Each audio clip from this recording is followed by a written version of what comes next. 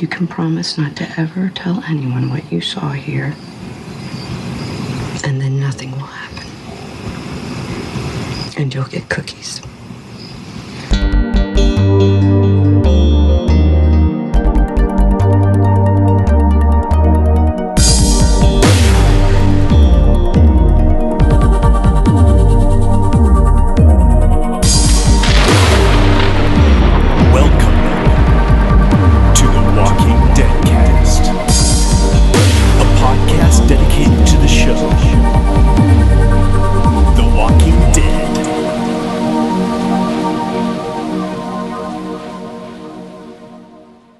Hey Zedheads, welcome to our podcast. I'm Jason. And I'm Karen. This is the Walking Dead cast episode 175. And there are no Girl Scout cookies here in this room. As far as I know. There's Girl Scout cookies in my house somewhere, but I don't know where they are, and that's probably for the best. And Jason just told me he had them, and then if you want to find them, then you can have as many as you want. All right. Excuse me, everybody. We're going to pause this. I'm going to go hunt for Girl Scout cookies. Be right back. Jenny may have taken them to work, so it might take me a while. It might take you a while. Or we can do the podcast. Nico might have them. Speaking of podcasts, of course, I'm going to give you a quick reminder to vote for us in the podcast awards. You know what? They said that there was 2 weeks of voting, 15 days. Uh-huh. Then when I look on the main site, it says voting closes on March 24th, which would make the whole thing 3 weeks long. So I tweeted them and I'm like, so how long is it? And they're like, oh, let me go check and see if we can figure it out. So it's like, what? I don't know. Anyways, I know it's still going on, and I appreciate you guys being patient with all these reminders. But just quickly, if you want to help us win, go to podcastawards.com and go down to the entertainment section and vote for Walking Dead Cast. Thank you very much. Thanks. I wanted to mention, before we get started with our Deadcast Top 5 today, this trippy thing that our friend Hacksaw Jack of the Walker Stalker crew brought to my attention. So the titles for episodes 12 to 16 this season are Remember, Forget, Spend, Try, and Conquer. And there was a speech that Dale gave around the campfire in season 1 where he was talking about time, and I'll just read it. It says, I like what the father said to the son when he gave him a watch that had been handed down through generations. He said, I give you a mausoleum of all hope and desire, which will fit your individual needs, no better than it did mine and my father before me. I give it to you not that you may remember time, but that you may forget it for a moment now and then, and not spend all of your breath trying to conquer it. So he gives all those titles. Oh. That's weird, huh? That is weird. So what's the name of the next episode? It's Spend. So he says that you spend all your breath trying to conquer it. Right. And, he's talking about time and a watch. And watches have been kind of significant. Herschel gave his watch to Glenn. Rick, when he kind of...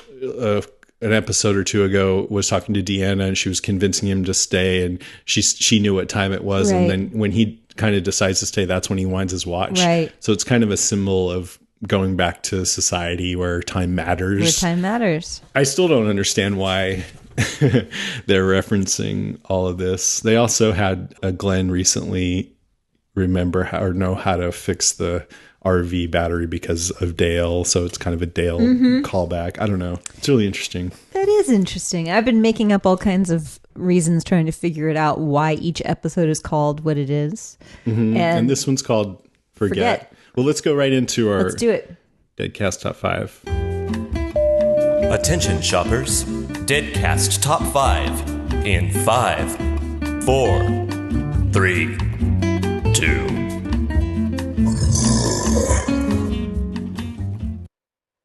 So why is it called Forget? I forget. What were we talking about? Where are we? What are we doing? Okay. Maybe the idea is to sort of forget who they were before. In the zombie apocalypse, right? Mm-hmm. Yeah, that's what I was thinking. It's kind of like, or maybe they try to forget, they can't forget, they don't want to forget. Right, exactly. How impossible it is to forget. Yeah, exactly. So what did you think of this episode? I loved it. I really, really did. I thought it was another great episode, sort of built on the episode before, remember? And I hope they're there for a while because I actually love the new dynamic of this world. And I think it's really heartbreaking, but also funny at times. Kind of hilarious. Yeah. Great. It's been funny. That's kind of cool. Yeah, exactly. I told you that, don't worry, it's so bleak right now, but there'll be a bright spot. And this is kind of it, right? Yeah, exactly. Well, I hope. So far. I mean, these last couple episodes. I mean, it can't be total sunshine because it's Walking Dead. Right. So there's got to be Sasha with her PTSD and everything. Exactly. But it's lighter than it has been. Yeah, the dynamic of them with the Alexandrians has been very entertaining, at least for me. How about you? Did you like it? I was in a little bit of a tired mood when I saw it last night the first time, but I found it a little repetitive with last week. It was an extension of the same theme of them trying to fit into this new society or deciding whether they want to. Right. And so I was a bit bored. When I watched it again today, I appreciated it much more, which often happens on my second viewing. And so I liked it much better. I give it a 3.6. Maybe that's a bit low, but anyways, I liked it. I gave it a 4.8 brains. I loved it. I really, really did. And I think that's what my rating was for Remember last week. It had just about everything I wanted in an episode. Okay. Well, let's get into it. So what's your number 5? All right. So my number 5 is Sasha and her post-traumatic stress disorder, because that's clearly what she's got going on. And I love that. I love her anger and her pain. It's very, very sad to watch.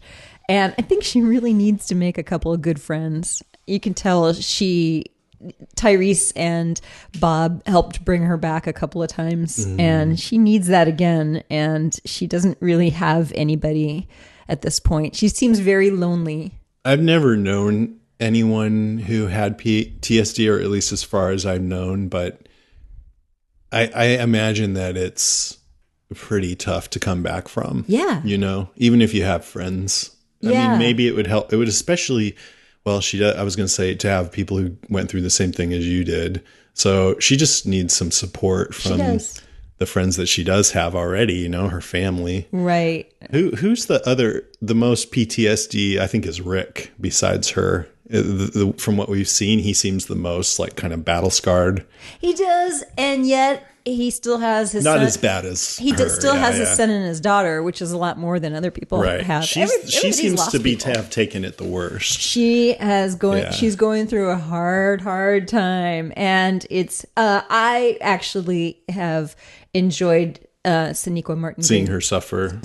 I don't enjoy seeing her suffer. I do enjoy her as an actress.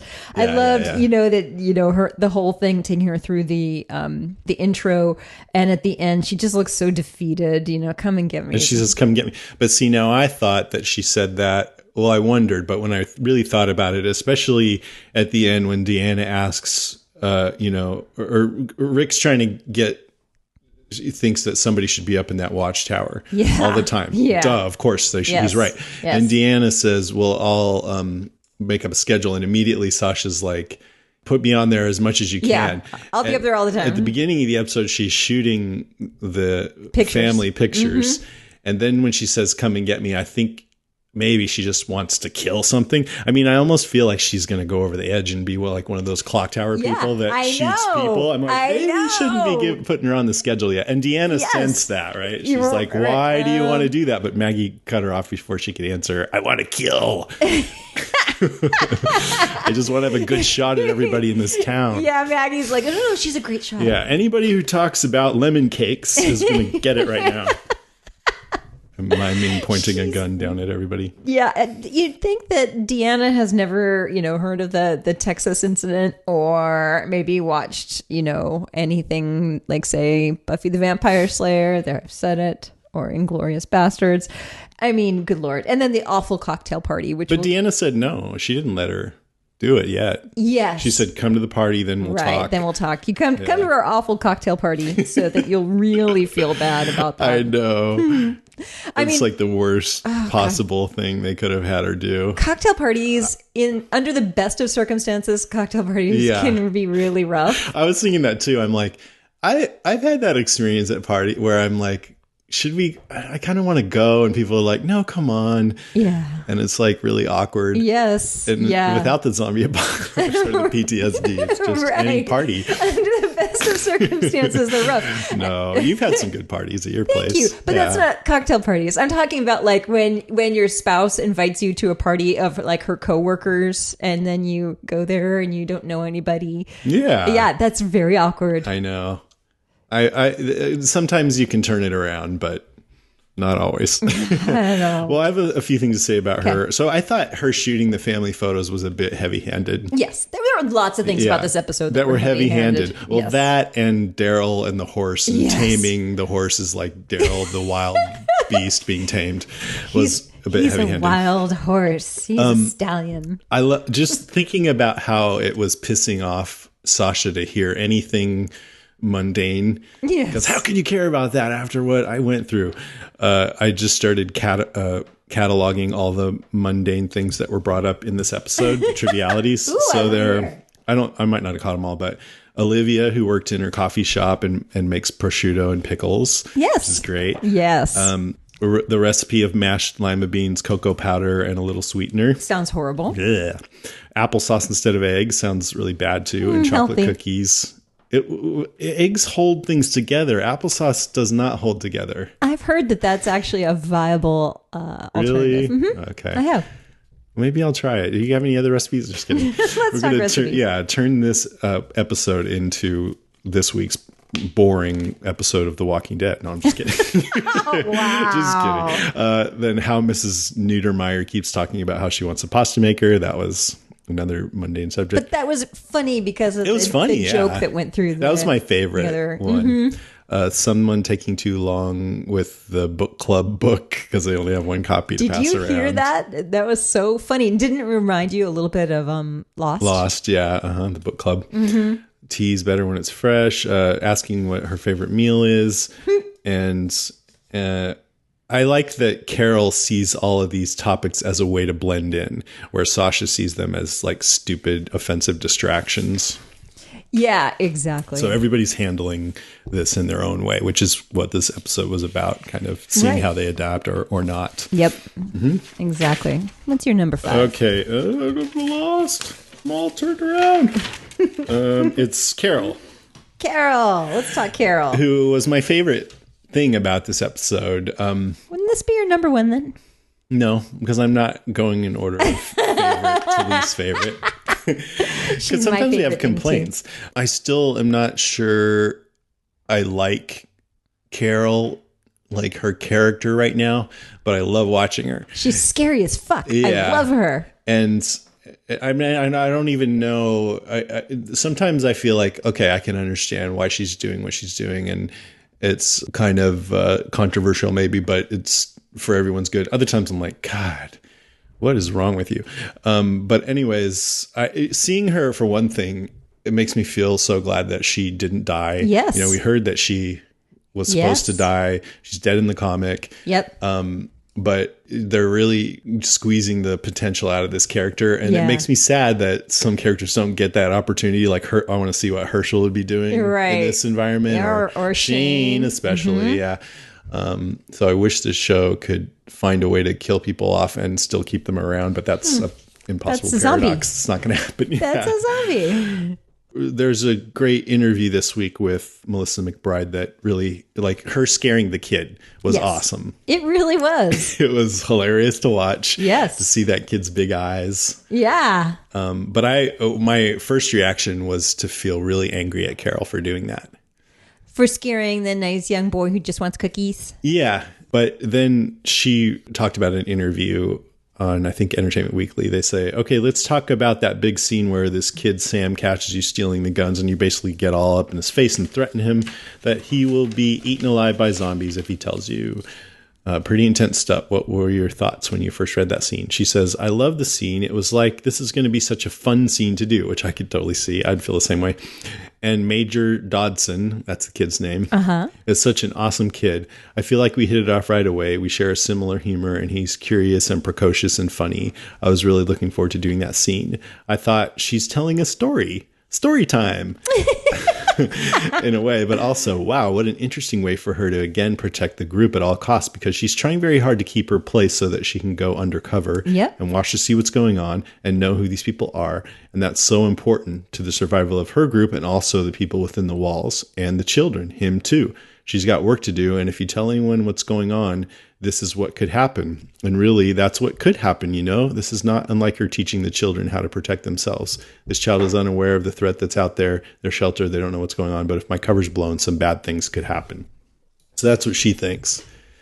Then they say, but the implication to him is that you're the one who's going to do these bad things to him if he tells on you. And she says, and that's okay with her. That's okay. She's cornering him and really driving that threat home. She really does have his best interests at heart. You think? Yeah. Sam's little boys? Yeah, that's what Melissa McBride just said. She's trying to get a feel for the group by going undercover and assessing what's going on and what they need. And I think they all think that this group is weak and that, that's why they stole the guns, because if anything happens, if shit goes down, then they can do something about it. And they think this group has been lucky so far not to be harmed, but that it, something's going to come along at some point and hurt them, and they'll need protection. So she's trying to protect everybody, I think. Yeah, okay. I buy that. Yes, you're right. But or at least everyone who she deems deserves it, which of course a child would. She is causing this kid severe mental. Yes, and she could have framed it differently. Like she could have said something like, I'm doing something that is going to protect you, but if your mom finds out, she might die, which is a little closer to what Carol thinks is the truth. Right, and maybe that wouldn't scare him enough to keep his mouth shut. Just, how about just bribe the kid? Just simply bribe him. Just say, hey, you know what? I promise you in the future, lots and lots of great applesauce cookies if you just keep your trap shut. Don't tell I'm taking these guns. But I think that it's much more dramatic and interesting to watch, but also she's kind of messed up. I mean, they're all damaged. Yes. And so I'm okay with a little darkness. Let's not forget Lizzie. Seems believable. Let's not forget Lizzie. Yeah. Let's not forget Karen and David. She freaking knifed Karen and David when they were sick with the whatever flu Burned they had. Up.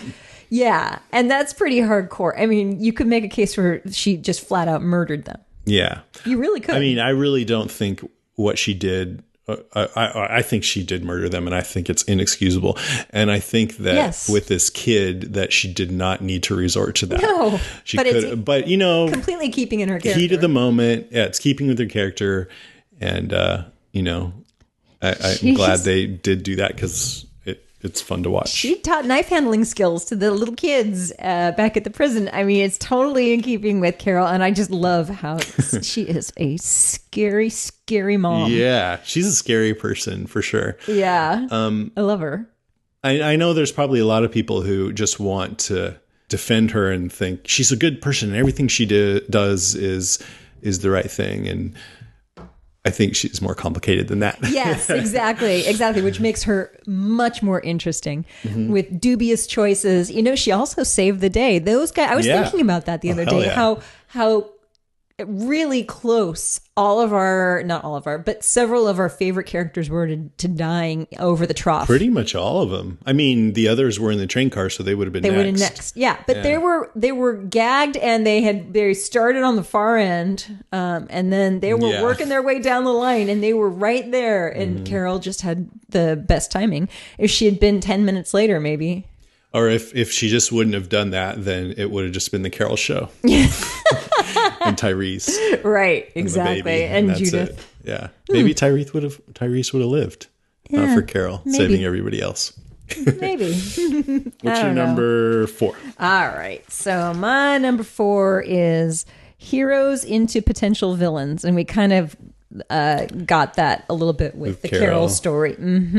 I like the concept of who's good and who's bad sort of getting flipped around, and maybe flipped around back too, because I don't think our group I don't think our group is bad at all. No, but Daryl said, right? Were you going to talk about that? Go ahead. Aaron's like, you can tell, or can you tell the difference between a good guy and a bad guy? And what did he say? He said, there's not much difference these days or something like that. Yeah, exactly. Exactly. I love that it's blurring the lines between nobody's completely good, nobody's completely bad. I really enjoy that. And yeah, you could absolutely make a case that our guys are protecting the Alexandrians, but you can also see sort of the train coming through the tunnel that's going to mow everybody down. And you know that maybe it wasn't such a great idea. So. Yeah, I'm sure it's going to happen. On. Of course it's going to happen. It's The Walking Dead. Good Lord. Rick is, let's face it, sort of a dubious guy. I mean, even this episode, he was, snuck that kiss on the married lady's cheek, and also, put his hand on the gun when he was looking at her doctor husband. So maybe he's not going to be around forever. Who knows? That was a weird gesture. It's like, really was. What are are you gonna do? considering shooting him right now? That's not a great way to woo somebody. What? Yeah, that was weird. That was really weird. Yeah, exactly. And then there's Sasha with her. I want to go in the clock tower with a lot of guns. And there's Carol, who's, we just talked about. Yikes. Daryl seems like he's kind of a wild card. I think he's being a good guy right now. I think this episode sort of turned him around, and we'll talk about that too. He didn't take a gun at the end. Daryl sort of flip flops a lot in this series, I feel. Yeah, I don't know. I think sometimes he's with the group. Sometimes he's a loner. Sometimes he's flies off the handle. Sometimes he's wise. I guess, I don't know. He's a complex dude. Yeah. That was my number 4. Cool. So my number 4 is the dinner party, which I've been waiting for since I found out they were going to go to Alexandria, because in the comic, I think the first time you see them all buttoned down and hair combed and stuff, and you see a long shot of Michonne in her dress, they're at this dinner party, and it's just such a stark contrast. Yes. In the show, we've already kind of been exposed to this by degrees over the last 2 episodes, so it didn't have quite the impact, but it still felt like, oh my God, they're so out of place here. It's so weird. And it's so weird. So strange to see. Yeah. And we didn't get the full view of Michonne in her dress like we did in the comic. I wish they would have had that. She says, "Oh yeah, I'm wearing the dress," and I was like, Let me see the dress." I liked Abraham. He was like, "I'm not so sure about this." Well, they have beer. All right, I'll give it a try. And I loved when Noah tried to leave and Maggie and Glenn roped him in. That's the part that reminded me of parties I've been to. That's on either side of that. Really funny. Equation. You're not bailing. You're family now. You got to stay here, man. And Rick's like, I'll come with you. Earlier he's like, I'll come with you to get the guns. She's like, no, you need to be seen. They'll wonder where you are. Then when they get to the party again, he's like again, oh, I'll come with you. And she's like, no, you have to stay here. I'm the one who's invisible. You stay here. Yeah. And mingle. But it was a great scene. I loved the part when Reg handed Rick the drink and kind of pushed him to, and, come on, go ahead. And he's like, all right. And he kind of smiled. Yeah. And Andrew Lincoln, he kind of kills me with his charm sometimes when that smile breaks through, Yeah. You don't see it often. Yeah. That's what makes it so powerful. Yeah. And then the last one was the kiss. So I was wondering, why did he do that? You're right. It's dishonorable. She's married. Yes. But she really made him feel good at this party. She was just trying to convince him that this is a good situation and it's a good place. And I think she's like representative of that for him. She gives him good feelings. And then he saw her holding Judith. Uh-huh. So it's like, oh, mom material. And then his little boy comes up and stamps Rick's hand with the scarlet letter. Which I thought was hilarious. And also it's a giant A. I wonder if he senses that her husband's a bad guy, and that might help too.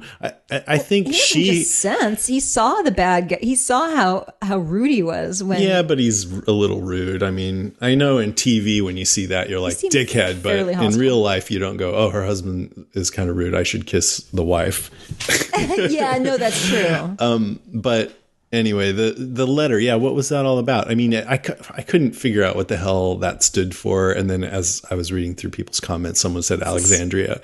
So I'm like, oh, it's probably A for Alexandria. Maybe it is, but it seemed like the Scarlet Letter, right? Totally on did. her Adultery. And him. Adultery. They're both getting the A's. Another hilarious hammer over the head with symbolism. There was a number of things like that, of symbols and letters. There was the W on the zombie's forehead. Yeah, which we've seen before in like 2 other episodes now, and it's apparently stands for wolves, but we don't know what that means. Yeah, the wolves are near, or the wolves are winter's coming. Or it's actually upside down. It's an M, and it stands for Morgan. It's kind of nuts. Or it's Michonne. Yeah, exactly. She's sneaking to do off. That. There's another. Shoot, there was another thing I wanted. Another symbol? No, another little cocktail party funny item I wanted. What to else talk to you about. happened? There was so much. It was so good. Can't remember, but then I guess it kind of ended things when Sasha flipped out. What was it? I know. It actually reminded me of you. So at one point, Jesse says something to the effect of, yes, a lot. We've lost a lot, that's for sure. But we've also, we've gained a lot too, or we've gained something. But she said a lot of the bullshit went away. And immediately I thought of you and how much you said that you'd be interested in not having paperwork, like the tons and tons of mandatory paperwork. And I'm like, I bet that's what she was referring to. All the paperwork that life gives you. It'd be great to have all that BS. Yeah, totally. That'd we just be great. We refinanced our house. It'll come back though. Paperwork? Yeah, because like what's her name? Deanna was saying last episode, oh, communism won out, ha ha ha. But now she's saying she's got Maggie as her her assistant or whatever, and she's like, we're going to have government, and she's got all these ideas and industry, and what she didn't say is bureaucracy, but I'm sure that'll come. But it's going to be a socialist system. How do you know? Might be democracy. She said communism won. Well, I guess socialism is democratic, right? Yeah. Well, yeah, but she laughed it off. Social Democratic Republic of Deanna. I guess we'll see. Yeah, maybe we'll see. Who knows? Where are we? We're on number 3. Your turn? Yeah, which was actually the party. The party, okay. The freaky party, which I loved. Mine is just that Alexandria's lack of exposure and experience in the zombie apocalypse. I think it's a bit contrived that after years, look at Carl when he started, he was so much younger, so we can assume that years have gone by and that they haven't had much trouble. What I would like is if we found out that they had some mercenary types that handled almost all of the nasty business, but those are the ones that Deanna had to kick out. And maybe that is kind of what happens, and suddenly they found themselves weak. If I was Rick, I would be interviewing Deanna and trying to find out everything I could possibly find out about those guys. Yeah. Those guys in particular. I'd be, okay, Deanna, let's sit down for a couple of hours. I want you to tell me I want an inventory of everybody's here. I want to know exactly what's happened since the very beginning. Right. As the constable, I need to know. Yeah, he needs to have the whole history of the place, right? Mm-hmm. Or at least, he could ask her, he could ask anyone. Maybe really. he did that off camera. But I don't think that's what they're going for. Maybe if they do, I'll be happily impressed. But I just think that they're saying, oh, these guys were lucky and didn't have to deal with much. And I thought about it, and the show has a history of doing that. Herschel and his family on their farm were surrounded by this swamp land that made it hard for the zombies to get through. Tyrese and Sasha, they were in a bunker for 7 months before they briefly talked about that when we first met them. Wow, I forgot about that. The Woodburyans were kind of protected by the governor, and his mercenaries didn't have to think about things. Yep. The prisoners, they were in prison the whole time. They didn't even know that there were zombies. Yep. They had to teach them how to beat them. Tara and Lily's family, they were in an apartment with a food truck conveniently parked, filled with snacks, so they didn't have to. Perfect until the governor showed up. Right. And Sam and Anna, who we met, the 2 young people, I think they were fairly protected by their camp because they seemed really unprepared and didn't know how to deal with everything. So it's all these groups who just so happen to be weak. On the other hand, there are plenty that have had to deal with shit, like the Vatos seem to have. Randall's group, they were tough, and the Claimers, they were out in it. Abraham's group, Abraham, Eugene, and they'd lost people and stuff. Bob had been through 2 groups. The termites obviously went through a lot of bad stuff. Delicious. And the Slabtown people, I think they had some pretty good experience with the zombies. So not all the groups we meet happen to have been sheltered, but plenty, more than half. Wow, when you said Slabtown for a minute, it took me just a couple seconds to realize you meant the hospital. Right? The hospital. Yeah, that's right. So it's interesting too that it seems like their lack of having had money problems has led to this sort of blasé attitude about security. Like they didn't think that it would be a good idea to patrol the wall or to have somebody up watching out, or to just know how to use the guns. Like I think if I was in that community, I would want to know how to use a gun just in case. Yeah, I would too. Also, you would have to make that mandatory. Also, you'd probably assign people their own firearm. And I might also ration the food a little more. It looks like they use their resources pretty carelessly. Cavalierly. Yeah, I mean, hey, giant spaghetti feed at the guy's house. You know, instead of that, why not have like a central sort of commissary and pool the resources and truly. Well, they did. She said you can only have half of a candy bar. Oh, yeah, that's true. Or a quarter of a candy bar. That's true. But it's interesting to me that you agree that people should know how to use guns, and so do I.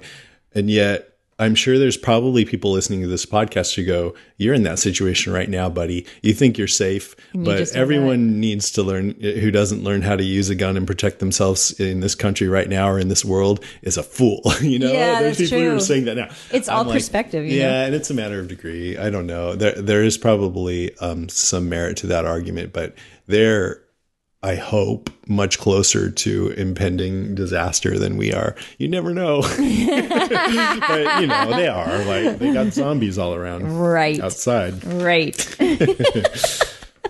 So anyway, that's my number 3. All right. My number 2 is the Daryl and Aaron Show, starring Daryl and Aaron. I love their little story arc during this episode. It was really very sweet. Although they hit the taming the wild horse metaphor pretty hard with Button, the untamable horse. Overall, I really enjoyed seeing. Poor Buttons. I know, poor little Buttons. And by the way, that's some horse to get trapped by the zombies. I know. I was wondering how they film it. A scene like that. I was thinking that one of the zombies must be the trainer for the horse. Yeah, I guess so. What we didn't see, because it was a far off view, is they all had brushes in their hands and they were like brushing the horse. Brushing and they're going, the horse. They're all secretly petting the them. horse is like, Oh, they feel so good. I love zombies. They're so sweet. Yep. And Aaron putting him out of his misery. That was it was like the horse in the pilot. In Atlanta. Yeah. I was Horses thinking about that don't do well on this show. Not on this show. They sure do. And I think Michonne's horse dogs. died too, right? At the prison, maybe? I'm not sure about that, but I think so. Did we see? Yeah, you're right. I think we did get a report. Yeah. After a while. But I just love how Aaron sort of slowly tames Daryl. Yeah. And I like that friendship. You can tell Daryl trusts him. Yeah. I mean, that's what Aaron did. Aaron was a guy who, was trying to get food supplies in. And so he sort of has a way with people. And I didn't see that much in previous episodes, but I sure did in this one. Well, in this episode, when I think they gave him too much dialogue because he's going on and on about it following Daryl in the woods or whatever and saying, I forget what he was saying, but he's like, I know what they're people saying. Are afraid, and the more afraid they get, the more stupid they get. Fear shrinks the brain. They're scared of you and me for different reasons. They're less scared of me because they know me less and less every day. You should let them get to know you. And the way that scene felt, it felt to me like Daryl was going to turn around and punch him in the face just like Rick did. But no, actually, it was sinking in. It sunk in. And to hear Daryl out there and talk about, the longer a creature is out in the wild, the more they become who they really are. Very interesting. And then so Aaron brings him back and gives him spaghetti and shows them his motorcycle shop in his garage. And by the way, that if that doesn't win Daryl's heart, I don't know what would. Do we know what happened to his motorcycle? I can't remember the last time we saw that. I can't either. When did The we last time I remember see is at the prison, but I don't know. Maybe it was at the prison. Lost at the He just prison, lost yeah. it. Yeah. And then they gave him a job as a recruiter. Here, you're going to need the motorcycle because you're going to be our recruiter, and you get to go outside and, don't forget to pick me up some rabbits on the way back. You think So, he'd be good at that? I think he'd be great at that. Would he be good at Recruiting? recruit? Yeah. According to Aaron, who sucked up to Daryl quite a bit, you can handle yourself outside and you can tell a good person from a bad one. So there's handling yourself while you're out there. There's knowing who's the good people to recruit, and then there's convincing them to come back. Maybe convincing him to come back, that wouldn't be his strong point. But then he called, because they work in teams, right? Yeah. So he's like, okay, I found somebody. Yeah, exactly. Tied up to that tree right over there. Yes, exactly. But no, I actually think he might be good at it because, especially the way things are now, you don't really need a fancy talker. You need straightforward and somebody that you feel like you can trust.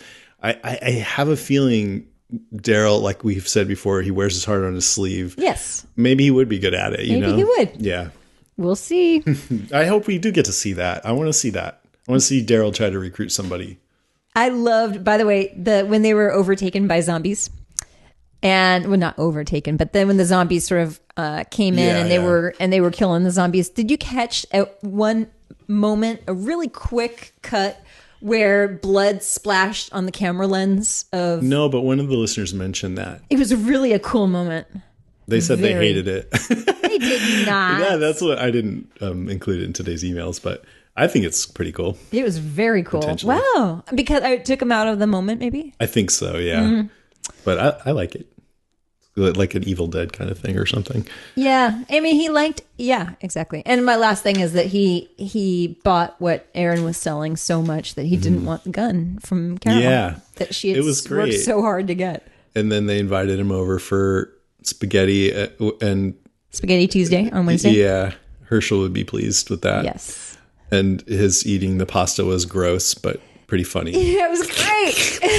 He wiped his mouth on his sleeve. Thanks. I liked when Daryl said, we met a lot of people and we done a lot of bad shit and they weren't afraid of nothing. And Aaron goes, yeah, they were. Yeah, I like exactly. That. I liked it too. I agree with that a lot of times. Yeah, sure. Bullies and people like that are covering up fear. It's all about fear, man. Yeah, he didn't take the gun. Michonne hung up her sword. Yep. They're all letting themselves be tamed a little bit. Yep. They're scared of that. Abraham gave a speech about how you pray you don't have to use it, I guess, or weapons ever again. But then you also pray that you don't forget how to be good with it or something like that. Yeah. So that's what they're all struggling with. But yeah, the second watch through, I liked it much better. Just seeing how they all continued to process and try. Mostly they just really want to make it work if they can, but they're hedging they've got one foot out the door a little bit. And Daryl is the one who's one of the ones at least who's the most like, let's give this a shot. Right. Trust but verify. All right. Where are we now? Number 1. Okay. Mine was Daryl. And mine was Carol. Okay. Let's get to the notes. All right, let's do it. You got some? I do. I have it. lots. I thought that when we were talking about the weird little ending, I have in my notes here, did you notice that he passed by Morgan Street at the very end? I didn't notice that, but listeners have brought that up. And I wonder, I bet you it's just a coincidence. Maybe. I don't know. That they were like, I mean. It's the only street name I saw. Here's what I think. I don't know. Well, I think that because it is filmed on real streets, I think. In Sonoy. Yeah. Yeah. So somebody saw that name and they're like, oh, we got to capture that. Versus somebody writing it into the script and putting up a street sign. Right. Because why would they have that? I don't know. I love the freaky little ending when he waves hi to Jesse and then they show their matching scarlet tattoos on their, scarlet letters on their hands. And then they cue the Bee Gees song, which was a weird little obscure Bee Gees song. Well, obscure to this American. And then he fingers the gun and looks at Dr. Pete. Was that a Bee Gees song? Yeah, it was. Oh, it sounded like the Monkees. Nope, it was the Bee Gees. Really? Yeah. Are you sure? Because it sounded like a British accent. Chatsters. Okay. Maybe the Bee Gees are British. Oh, they are? Yeah. Oh, okay. And can I also Okay, well then that makes sense. can I continue on and say that it was weird when after Rick sees he fingers his gun, looks at Dr. Pete, and then he kind of goes around to the back of the building and he goes to the wall and he hears the zombie and he puts his little hand there. See, and it was very sweet, like a romantic thing, him and the zombie. I thought that meant that was a weird song choice. It kind of took me out of it. It was jarring. I thought it meant that he was, they're all slowly integrating, but him putting the hand up on the wall is remembering, look, don't get too comfortable here. There's zombies inches away from me right now. There, just on the other side, and they were pressing their little hands up against them. It's so sweet. I like the overhead shot at the very end. It wasn't sweet. It was. It really was. By the way, I know there's two quick little ads that were on. I know you don't watch the commercial viewing of The Walking Dead, so you missed this. One was a Sprint ad about taking your zombie with you, and it was really, really funny. And I don't like ads usually. I just scroll right through them because Some I of the watch zombie ads have been pretty good. Oh my God, this was so good. It was for Sprint. A dude and a zombie. The second one was it was an ad sponsored by a beer company, but it was a little thing about Bear McCreary. Showed him and his composing process. It didn't last very long, but it was great to see Bear McCreary.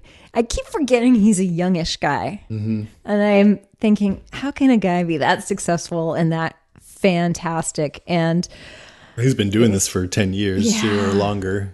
He's famous for Battlestar Galactica. Who was he on? Oh, because, you're right. Sorry. Who was he on Battlestar Galactica? Right. He was composer. Yes.